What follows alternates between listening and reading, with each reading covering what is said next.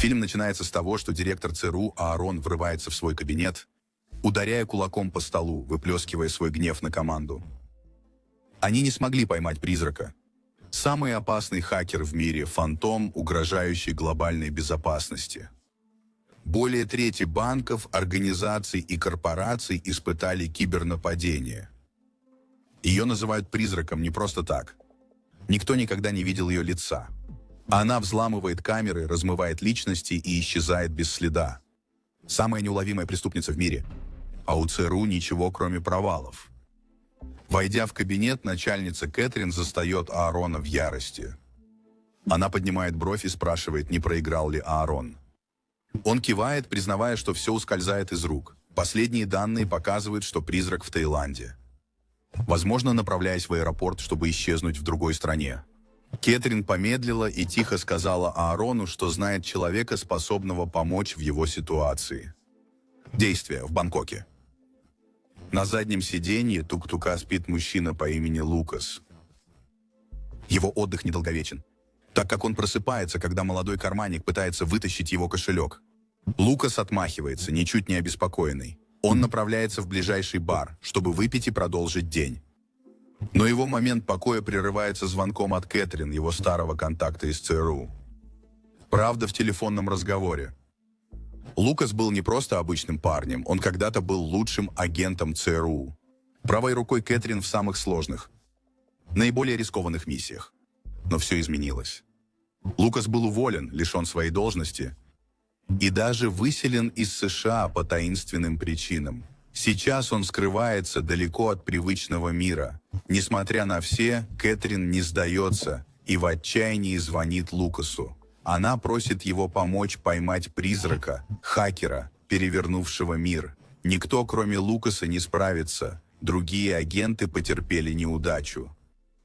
Лукас слушает с горечью в голосе, отказываясь из-за множества шрамов от предательства ЦРУ. Как только он собирается повесить трубку, все меняется. Внезапный грохот, когда группа вооруженных людей врывается, окружая его. Диалог кончается хаотически, и Лукас оказывается в смертельной схватке. Через несколько минут после нападения Лукас получает еще один звонок от Кэтрин. Она предлагает ему сделку за вознаграждение, если он примет. Но что более важно, она обещает убрать его имя из списка на депортацию, давая ему шанс вернуться в Соединенные Штаты. Это предложение витает в воздухе, искушая Лукаса возможностью искупления. После короткой паузы он соглашается. В результате Кэтрин сразу направляет его в аэропорт. По прибытии в аэропорт агент ЦРУ незаметно передает Лукасу поддельный паспорт и билет на рейс в Сан-Франциско. Вскоре Лукас направляется к выходу на посадку, но голос Кэтрин снова звучит в его ушах. Призрак находится в том же аэропорту, также направляясь в Сан-Франциско. Миссия теперь – гонка со временем. Кэтрин подчеркивает важность захвата призрака живым. В полете Лукас размышляет о ситуации. Он снова связывается с Кэтрин. Есть ли фото призрака, чтобы его опознать? Ответ – нет. Их единственная зацепка – шрам от пулевого ранения в прошлом, решающая отметина в ее опознании. Сцена переключается на Кэтрин и Аарона, которые ведут оживленный разговор в штаб-квартире ЦРУ. Их обсуждение прерывает подчиненный, вбегающий с срочными новостями. На темной стороне интернета объявили награду за призрака. Вознаграждение за ее устранение. Как только слова прозвучали, Кэтрин и Аарон обменялись мрачными взглядами. Это меняет все. Наемные убийцы уже в движении, и, возможно, некоторые из них находятся на том же самолете, что и Лукас. Их миссия стала в разы опаснее. Мысли Кэтрин наполняются трепидейшн, когда она срочно колмит связывается с Лукасом, чтобы предупредить его о новом страшном обнаружении. Перемена сцен. Лукас в самолете внимательно изучает толпу, осознавая новые опасности миссии. Он находит место и устраивается. Рядом с ним садится высокий мужчина, который почти сразу же заводит разговор. Сначала это обычная болтовня, ничего особенного. Но по мере продолжения полета мужчина предлагает Лукас чашку чая. Они пьют в тишине, но Лукас не может избавиться от ощущения, что что-то не так. Спустя мгновение Лукас почувствовал волны головокружения. Высокий мужчина рядом с ним быстро встает, ведя Лукаса в туалет. Как только дверь закрывается за ними, мужчина раскрывает свои истинные намерения. Он наемный убийца. Чай был снотворным. Но Лукас борется, чтобы не заснуть, отказываясь сдаваться без боя. Борьба жестока, и на мгновение кажется, что наемный убийца может его одолеть. Но Лукас использует все свои навыки, меняя ход событий и в конце концов нокаутируя противника. Все еще находясь под воздействием наркотика, Лукас пытается прийти в себя. Его зрение затуманено, но ум ясен. Тем временем в штаб-квартире ЦРУ Аарон допрашивает Кэтрин о Лукасе. Его личное дело засекречено, полностью недоступно. Аарон требует объяснений. Кэтрин сохраняет спокойствие, но вес ее слов ощущается в воздухе. Лукас – необычный человек. Она упоминает группу мужчин, которые напали на него ранее в баре. Все они найдены мертвыми, молчаливое свидетельство смертоносных способностей Лукаса. На борту самолета Лукас ведет гонку со временем. С телом киллера, все еще лежащим на полу в ванной, он отчаянно тащит его к потолку. Стараясь спрятать улики, его руки дрожат, он работает быстро, приближаются шаги, и затем раздается стук в дверь ванной. 2 бортпроводника и полицейский, еще один пассажир находится на другой стороне. Лукас замирает, у него заканчивается время. Как только ему удается спрятать тело, он открывает дверь. Глаза полицейского сразу же сужаются при виде окровавленной ванной комнаты. Не раздумывая, офицер достает пистолет, направляя его прямо на Лукаса. Нет выбора. Лукас быстро реагирует, нейтрализуя офицера с точностью. Все, что только что произошло, не осталось незамеченным. 2 бортпроводника стояли в дверном проеме. Глаза широко раскрыты от шока, когда они увидели кровь. Тело и хаос. Лукас быстро собрался, его разум лихорадочно искал объяснение. Он заверил их, что он не преступник, а агент ЦРУ под прикрытием. И что его миссия – поймать беглеца на борту.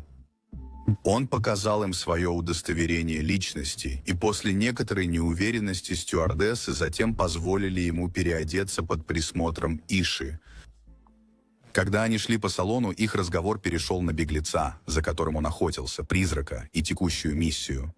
Но их обсуждение было внезапно прервано, когда на Ишу напал киллер.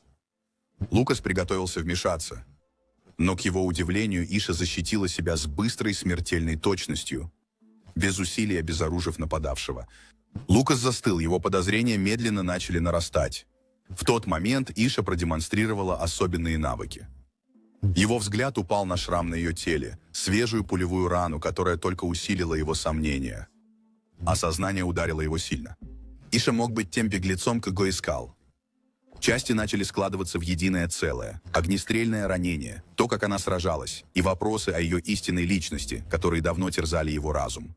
Именно тогда Иша перестала скрывать правду. Не в силах больше прятаться, она признала то, что Лукас уже подозревал. Она была призраком, беглянкой, которую он так долго разыскивал. Ее просьба к нему была проста. Отчаянная мольба не убивать ее. В этот момент Лукас встречает отчаянный взгляд Иши. Его голос спокойствие приносит. Его цель – захватить, а не убивать. В отличие от наемных убийц на самолете, у которых одна цель – устранить призрака любой ценой. После напряженной паузы они приходят к соглашению. Лукас будет защищать Ишу от убийц, но взамен она должна сдаться без сопротивления. Альтернатива – быстрая смерть от рук наемников, охотящихся за ней. Не имея другого выбора, Иша соглашается. С тех пор они сливаются с фоном, ведя себя так, будто ничего не изменилось. Двигаясь непринужденно, чтобы не вызывать подозрений. Часы тянутся, пока самолет рассекает небо. Лукас идет по проходу, осматривая салон, когда вдруг из тени появляется наемница и атакует его с молниеносной смертельной силой. Бой жесток, но Лукас использует все свои навыки, чтобы одолеть ее, оставив без сознания на полу. Когда он переводит дыхание, воздух вокруг него снова меняется. 3 других убийцы приближаются, окружая его. Будучи в меньшинстве, но не сдаваясь, Лукас использует свои навыки, сражаясь с расчетливой точностью. Он одолевает их одного за другим. Каждое движение быстро и смертоносно. Когда все заканчивается, проход усыпан телами. Лукас стоит, тяжело дыша, но его решимость не сломлена. Со временем Лукас сильно смущается. Убийцы явно охотятся за призраком, но вместо этого они нацелились на него. Он знает, что не он тот, кого они преследуют. Решив разобраться, Лукас изучает один из телефонов наемника. То, что он находит, ошеломляет его. Его собственная фотография, он стал целью, отмеченной для устранения. Как оказалось, Лукас тоже в списке наград на темной стороне интернета. Осознание этого сильно ударяет. Лукас связывается с Кэтрин, информируя ее о новой угрозе. Ситуация быстро обостряется. Кэтрин срочно звонит Аарону, убедительно просит его узнать, кто стоит за наградами на Лукаса и Призрака. Аарон требует дополнительную информацию о Лукасе и в итоге перебивается, узнав, что Лукас был высокопоставленным агентом ЦРУ. Его падение в немилость произошло во время одной конкретной миссии. Ему нужно было охранять чиновника во время отпуска в Таиланде. Лукас стал свидетелем того, как чиновник пытал нанятую женщину. Не в силах смотреть в другую сторону, Лукас сорвался. В порыве ярости он жестоко избил чиновника. Оказалось, что чиновник, которого Лукас избил, был не просто государственным деятелем. Он был младшим братом министра обороны. Последствия были немедленными и жестокими. Лукас был уволен из ЦРУ, объявлен предателем и депортирован из Соединенных Штатов. Его карьера и жизнь были разрушены в один безжалостный момент насилия. Сцена возвращается к самолету, где Лукас теперь разговаривает с Айшей.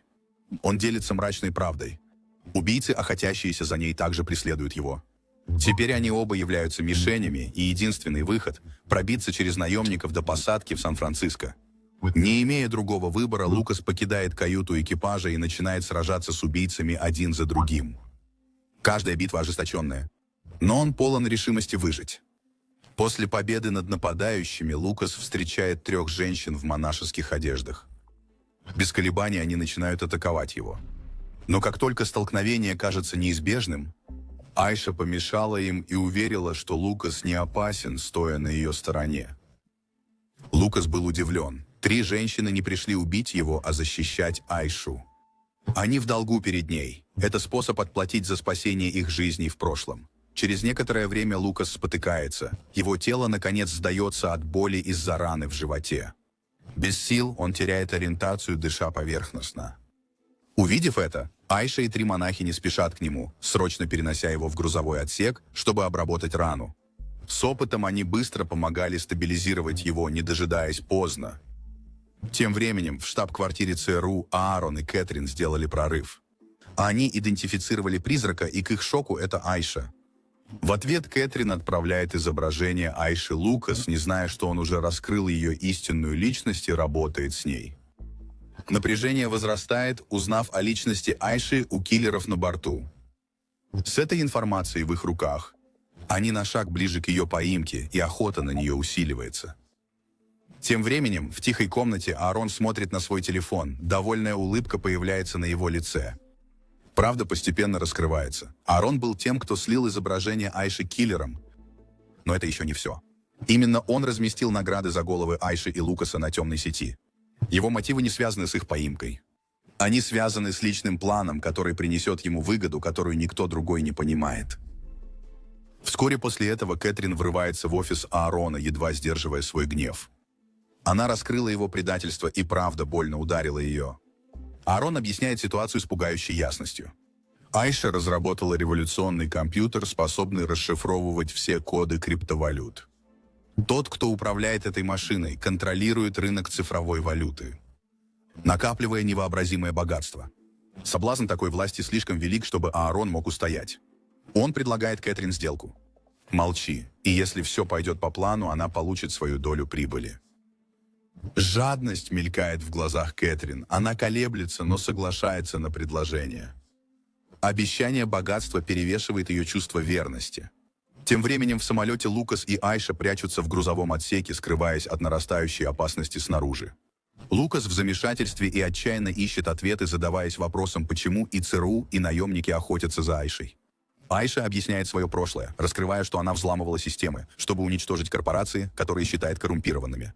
Проблема в том, что у многих из этих корпораций есть могущественные покровители, включая директоров ЦРУ с личными интересами. Каждый раз, когда она нарушает их бизнес, они мстят. Неустанная погоня ЦРУ за ней не носит личного характера. Речь идет о защите их финансовых интересов. Когда Айша говорит, Лукас начинает понимать истинную природу ее навыков. Она не преступница, а гениальный хакер, борющийся с коррупцией. Он дает ей обещание, которое не связано с верностью ЦРУ, а с делом. Он не выдаст ее. Вместо этого он поможет ей сбежать, даст шанс исчезнуть. Айша на мгновение колеблется, но затем раскрывает истинную силу своего изобретения. Современный компьютер, захват криптовалюты за 5 секунд, инструмент для перемен в финансовом мире. В другом месте собираются наемные убийцы, их миссия теперь ясна. Личность Айши раскрыта, и они охотятся за ней. Они объединяются, быстро работая над тем, чтобы проникнуть в грузовой отсек, где прячутся Айша и Лукас.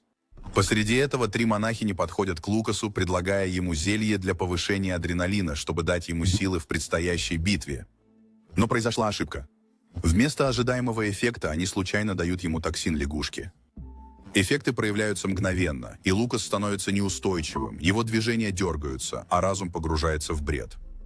Он начинает терять контроль, выглядя так, будто на грани потери рассудка. Монахини, осознав ошибку, не имеют времени на раздумья. Они торопятся остановить наемников перед вторжением в грузовой отсек. Лукас, теперь спотыкаясь в хаосе, начинает галлюцинировать. Мир вокруг него искажается, и на мгновение ему кажется, что он попал в середину кунг-фу фильма, отбиваясь от невидимых врагов преувеличенными движениями. Все это хаотичные видения и движения. Когда женщина-киллер с ножом атакует Лукаса, он возвращается в реальность вовремя. Действие токсинов лягушки ослабевает, и с чистой решимостью он присоединяется к 3 монахиням в бою. Хаос усиливается, когда киллер достает оружие и стреляет в Лукаса. Выстрел промахивается, разбивая окно самолета. В одно мгновение несколько пассажиров и киллеров вылетают в открытое небо, их крики поглощаются ветром. Лукас и его союзники остаются в безопасности внутри, цепляясь за все, что могут, пока жестокое давление проносится по салону. Остальные убийцы в нерешительности. Пилот быстро корректирует курс, снижая высоту самолета и стабилизируя хаос. Но спокойствие длится недолго. Наемник пробирается в кабину, быстро расправляясь с пилотом и 2-м пилотом, оставляя самолет без управления. Лукас, все еще оправляясь от ножевого ранения, начинает слабеть, так как боль усиливается. Угроза новых врагов нависает. Когда кажется, что все слишком сложно, появляется Иша с бензопилой в руках. Она передает ее Лукасу, который, обретя новые силы, начинает с яростью расправляться с оставшимися наемниками. Когда последний из нападавших падает, Лукас осознает мрачную правду. Пилот самолета мертв. Самолет теперь дрейфует. Без колебаний Лукас и Иша направляются к передней части самолета. Их внимание сосредоточено. Они берут управление кабиной. Их движения были скоординированными и срочными, и вскоре им удалось стабилизировать самолет. Они восстановили контроль как раз вовремя. Увидев ближайший аэропорт, они готовятся к аварийной посадке. Сцена переносится в аэропорт Сан-Франциско, где Аарон и Кэтрин с тревогой ждут приземления самолета Лукаса. Их план прост – захватить продвинутый компьютер, принадлежащий Ише, как только самолет приземлится. Они ждут, наблюдая за взлетно-посадочной полосой в поисках признаков самолета. Время тянется, но самолета все нет. Раздраженная Кэтрин извиняется и уходит в заднюю часть. Минуты тянутся, пока она не возвращается с невыразимым лицом. Не говоря ни слова, она подходит к Аарону и одним быстрым движением лишает его жизни. Нет ни колебаний, ни сожалений. Она не намерена делиться прибылью с ним. Как только дело сделано, Кэтрин тянется к телефону и набирает номер Лукаса. Она холодно спрашивает его, поймал ли он Ишу и есть ли у него продвинутый компьютер. Но Лукас, теперь полностью на стороне Иши, точно знает, что сказать. Он гладко лжет, утверждая, что Иша была убита и выброшена из самолета вместе с компьютером. Ложь повисает в воздухе, гарантируя, что Кэтрин больше не будет их преследовать. Когда самолет стабилизируется в небе, Иша вслух задается вопросом, ждет ли их Кэтрин в аэропорту Сан-Франциско, их предполагаемом пункте назначения. Лукас не колеблется. Он успокаивает ее. Его голос спокоен и уверен, объясняя, что он уже перенаправил самолет в другое место. Тяжесть ее напряжения слегка спадает, когда Иша выдыхает, осознавая, что они больше не в опасности быть преследуемыми. Они пока в сохране. Пару дней спустя Лукас просыпается в тихом месте. Тело еще восстанавливается после событий. Иша рядом с ним, тишина их временного убежища окутывает их. Но их покой длится недолго. Дверь распахивается, и врывается группа неизвестных нападающих, их лица скрыты в тени. Прежде чем они успевают среагировать, вокруг них разражается хаос. Личности нападавших остаются загадкой. Все неясно. И на этом история заканчивается.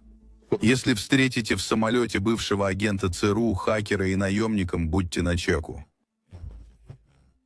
Убедитесь, не содержите токсин лягушки, когда все становится странным. Всегда проверяйте маршрут полета. ЦРУ может преследовать вас, но последнее, чего вы хотите, это приземлиться не в том месте.